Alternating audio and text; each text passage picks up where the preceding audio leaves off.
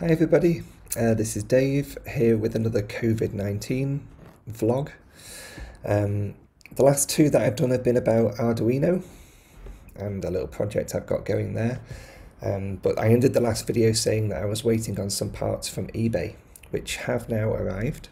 But whilst I was waiting on them, I'd been looking into another technology, kind of scratching an itch on another project, technology called Docker. So I'll explain what Docker is and why I've been looking into it, and hopefully this video will be interesting to anybody else who's curious about how to get started with Docker in their side projects. Okay, so here I've got a website called mindfulchoices.co.uk, which is a website I manage for a client. It's to advertise her business. She does mindfulness courses in the northwest of England. Really lovely lady. And this website is a landing page for her business. You can see I'm logged in as an admin, so I can, as an admin, edit the text. Different sections of the page here. Save that. There's some about us, some resources with a nice little JavaScript library to filter between the different types of resource. You can as a regular user, view the upcoming courses and events being run by the business, and because again I'm logged in as an admin, I can edit this event, change the start time, the dates that it's running, change the cost, all that good stuff, and then some basic management of customer testimonials as well. So it's not a static website, it's interactive. As you can see, it's possible to change the content of the pages by updating a database. So we've got a Ruby on Rails front end, we've got a database that's connected to that lists all the different resources and all the different events that are coming up.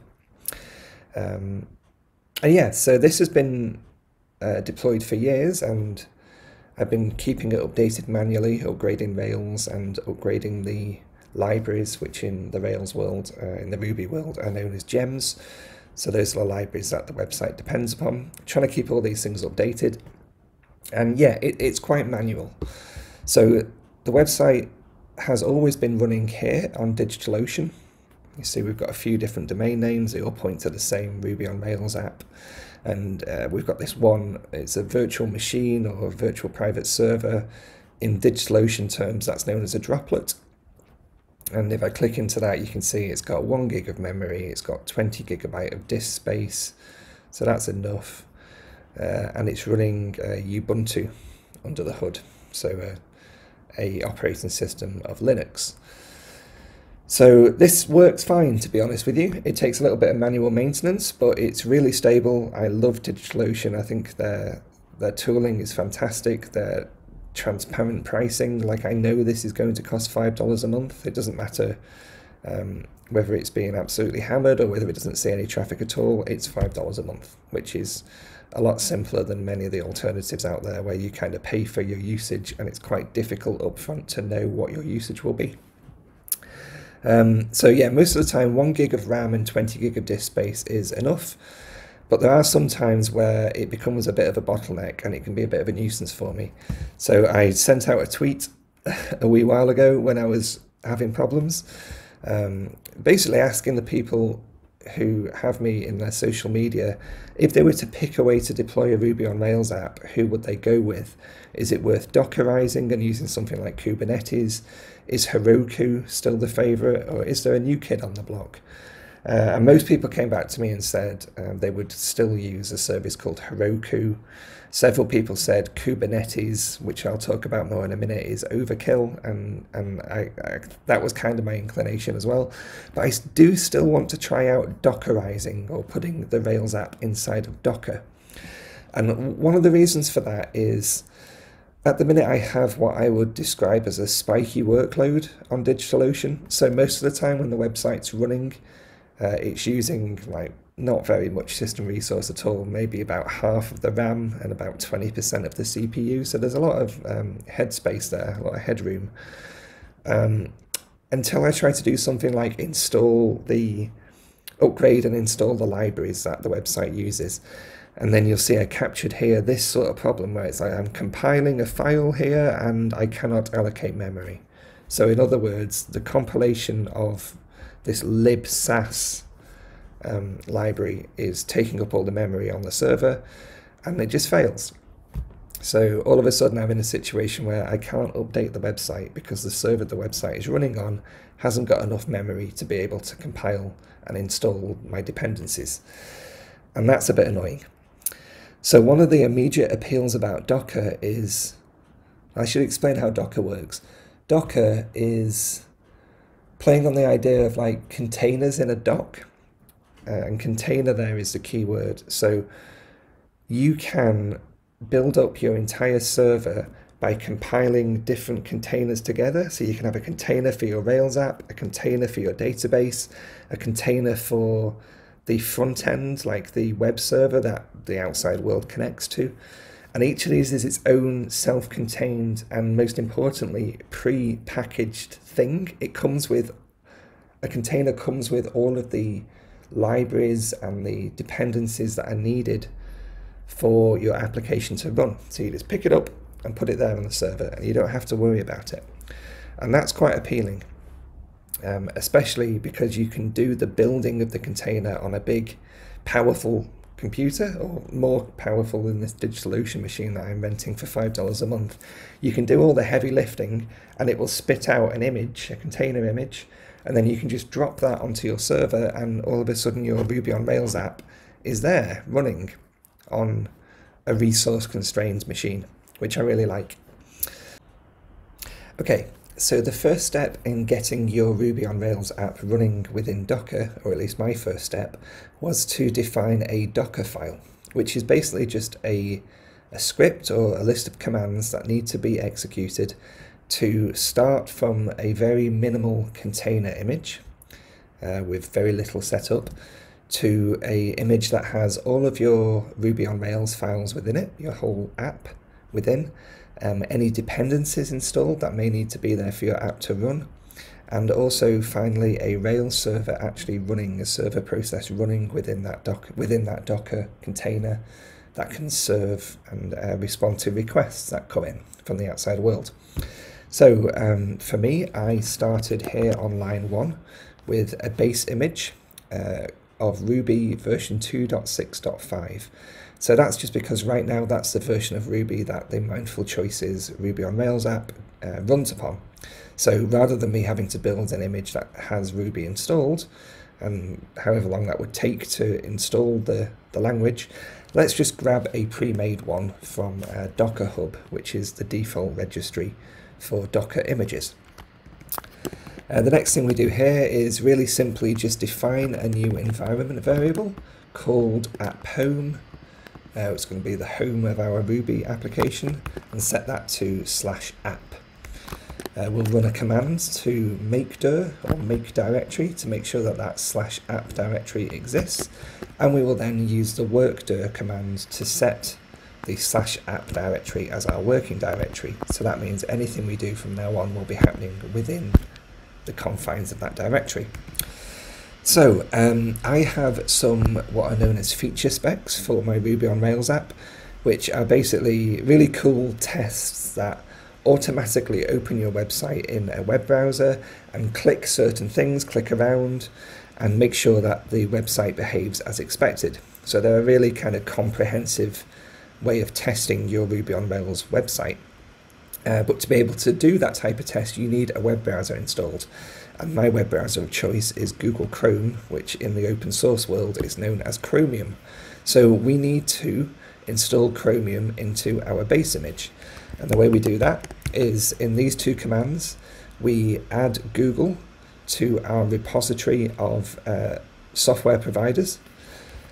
We then update here on line 11 to go and find out all the different bits of software that Google has to offer. And then we run install Google Chrome stable to get the latest stable release of Google Chrome. The next thing we do is add into our app home directory any files that have gem file in the name. You can see there's a wildcard matcher here, so it's gem file and then star. So basically any files that have gem file followed by anything else, star being a matcher for everything, get added to app home. And that's so we add well, gem file to start off with, which is the list of all the different gems that we depend on. A gem is just a library in the Ruby world. And then the gemfile.lock file, which is a file that basically locks each of your gems to a particular version, so you can be sure that when you run the Rails app here on your laptop and when you run it on a server, you're running the same versions of all the different libraries. Otherwise, all sorts of bad things could happen. Okay, so we add the gem file on the gemfile.lock, and then we run bundle install, which is just going to install all of those gems, all those libraries that we depend upon. Here in line 19, a very small line that does a lot, it basically says add dot to app home, and dot means everything. Add all of my Rails app to app home. And if I just bring up the file explorer here, you can see there's quite a lot to add, because a Rails app has controllers and it has helper methods and mailers and models.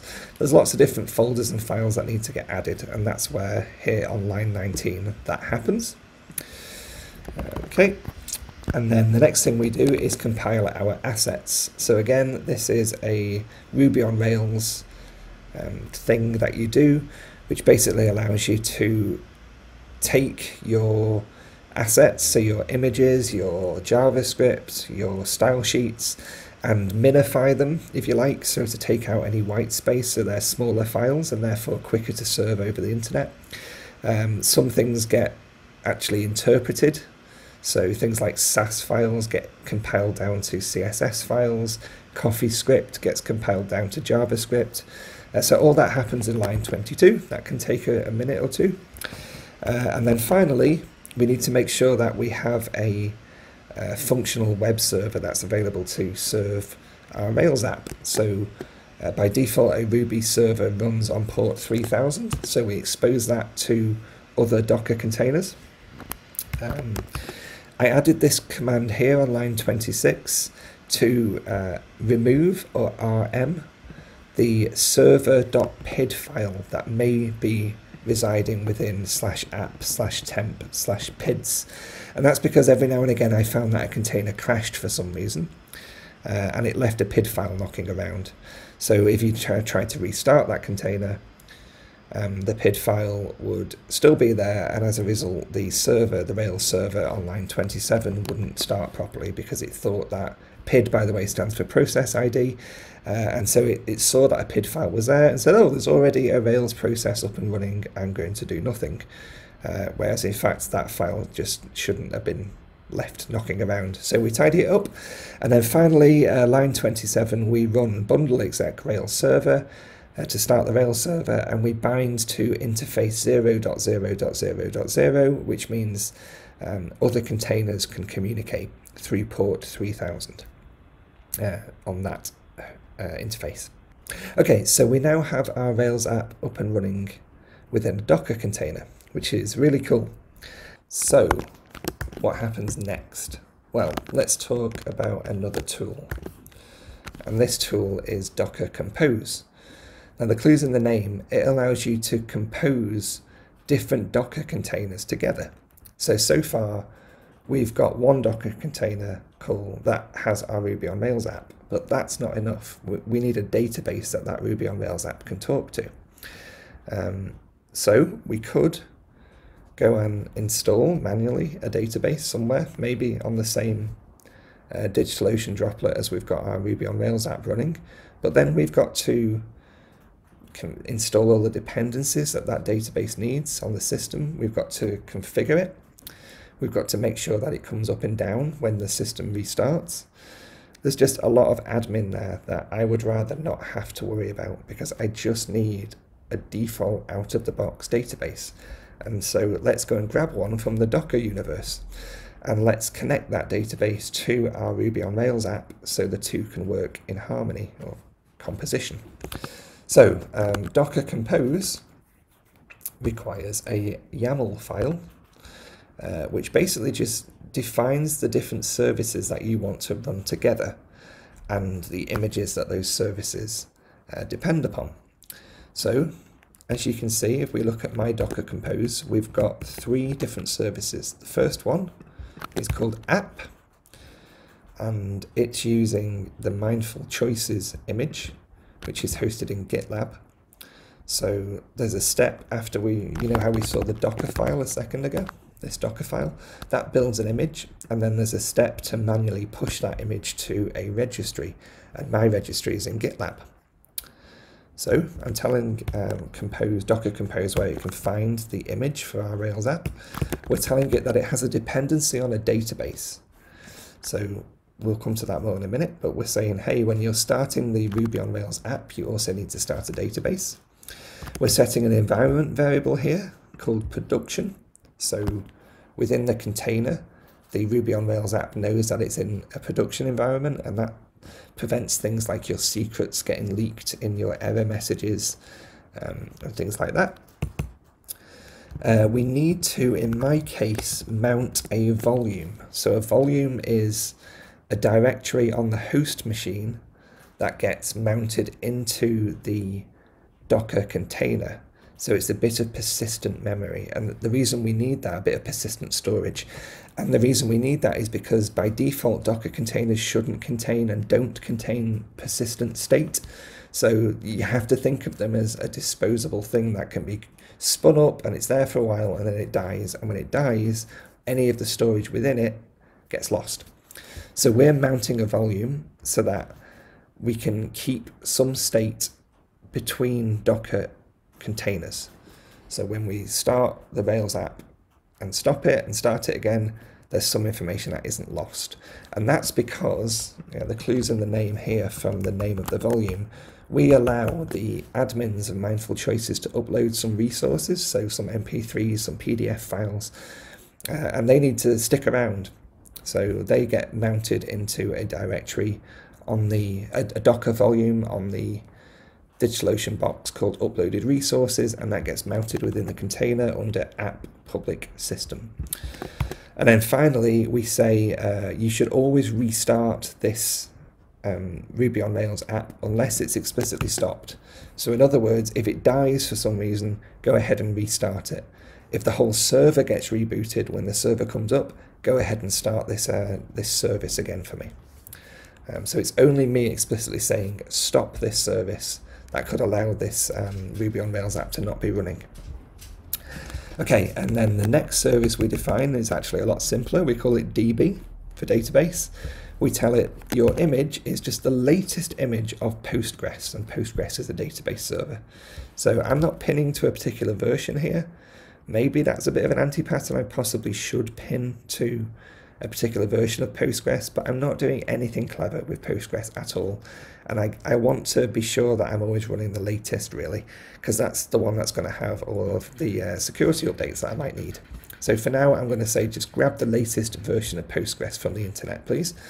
I set, again, an environment variable here, which just makes it a bit easier for my Rails app to connect. We set the auth method to trust. In other words, just trust that anybody that connects to you. And that's because this Postgres image isn't actually visible to the outside world, so I don't have to worry too much about hardening its security. It's only going to be visible within this Docker composition. And again, we'll say keep it running unless it's explicitly stopped. And then finally, we need a service called NGINX. So when you put a Ruby on Rails app on the internet, you don't typically expose it directly to the internet. You put it behind what's called a reverse proxy or a web server. And my web server of choice is called NGINX.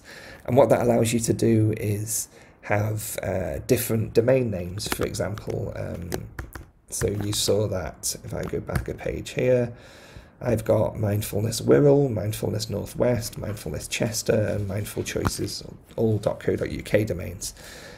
With a NGINX reverse proxy, you can set up all of these domains to all point to the same Ruby on Rails app that's running behind the scenes. And you also get the ability to do things here like secure connections, because NGINX can manage SSL certificates for you, or secure socket layer certificates. So the image that I'm going to use for my NGINX container is actually a really cool image by this chap called Static Float. and the image is called NGINX certbot or certificate bot, and it makes it really easy to not only deploy NGINX but also to have an easy way of gathering SSL certificates for all your different domains, and that's from a technology called Let's Encrypt. So Let's Encrypt is a free initiative where you used to have to pay for SSL certificates, and Let's Encrypt said no, security should kind of be, and privacy to a certain degree should be a given. So we're going to come up with a free initiative to allow anybody to get SSL certificates without paying money, which is really cool. Certbot is their library that makes it easy to do that. So this image contains both NGINX and Certbot. We need those certificates to stick around. We don't want to have to get fresh certificates every time, so we're going to mount a volume called Let's Encrypt, which is where the certificates get saved by default. And then we're also going to mount a directory called user.conf.d, which I've got in here, config nginx user.conf.d. And these are just the configurations for the 4 different domains that you saw me list a second ago. They're pretty much identical. The only thing that changes between them is the server name. So this one's mindfulchoices.co.uk, this one's mindfulnesschester.co.uk. So all of these config files get mounted as a volume, so they're available to the image. Now you'll notice that there's a new section here that we haven't seen up until now, a ports section, and that's because the NGINX container or service is the only service that's going to expose itself to the outside world. So it's going to expose port 80, which is regular HTTP for web traffic, and port 443 for HTTPS or SSL traffic. We're going to set an environment variable for when certbot is issuing an SSL certificate. It asks for an email address to contact the admin on. For example, to say, hey, your certificate's about to expire soon. So I'm going to say, yeah, send those emails to webmaster@mindfulchoices.co.uk. And because NGINX is acting as a proxy to the Rails app, so if you go to mindfulchoices.co.uk, you'll hit NGINX, and then NGINX needs to be able to send your request back to my Rails app. So it has a dependency on the app, which we're defining here. And then finally, we're again saying restart this NGINX server all the time unless it's explicitly stopped. Okay, so that is probably as much code as it's worth talking about right now.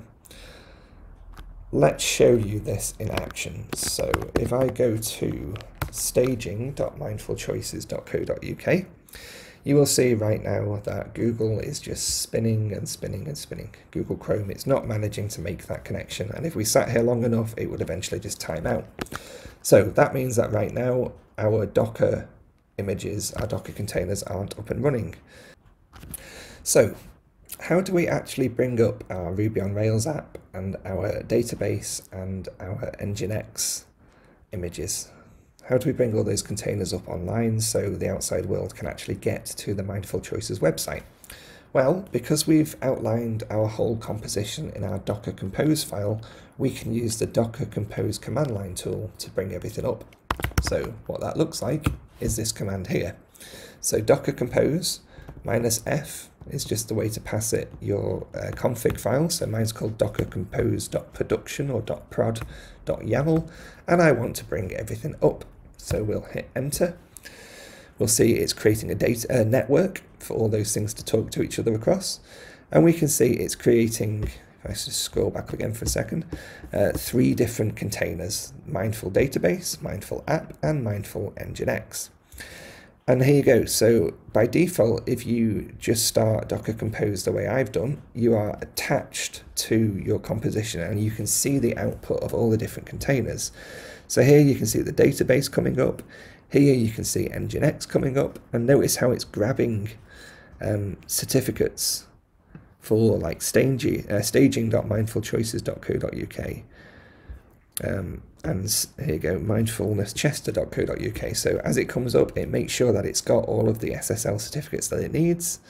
And then finally, This blue output down here is the output of our Ruby on Rails server, which you can see is running on 0.0.0.0 port 3000.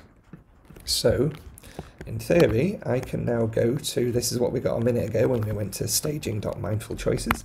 If we reload now, we get, we're sorry, but something went wrong. Interesting. Let's go and have a look and see what that was. Okay. So as you can see here, I got an email because I've set up the Ruby on Rails app to send me an email whenever something goes wrong in production. And the problem here is there's no database. I've forgotten to initialize the database. So let's fix that. So how do we create a database, I hear you ask? Well, Ruby on Rails gives you a command line tool called rake, and rake has a task that can be used for exactly this purpose, for creating a database. So what we want to do is run that rake task within our Ruby on Rails container to say, hey, please create us a database. So we're going to use Docker Compose for that once again. And here's the command we need. So Docker Compose, again, tell it to use the dockercompose.prod.yaml composition that we defined earlier. We want to run a command within the service called app, and then everything after that is the command you want to run. So in this case, we want to run bundle exec rake db setup to set up a DB, a database. So I'm going to hit enter, and it's going to, now this is important, it's actually going to create new images, new containers just for running that particular command, and then it's going to spin them down again. And you can see it ran. So it's created a load of tables in the database, and then it's exited. So hopefully now, if we go back to staging.mindfulchoices and restart, voila, we now have the Mindful Choices website running within Docker. So I think this is probably a good place to stop. I know this is quite an information-heavy video and probably only interesting to a subset of people who discover it. But if you are interested in Docker and how it works in general, and then specifically, I guess, how to deploy a Ruby on Rails app with Docker, then I hope this helped. And yeah, leave any comments in the section below, any questions, and I'll try and get back to you. Okay, cheers.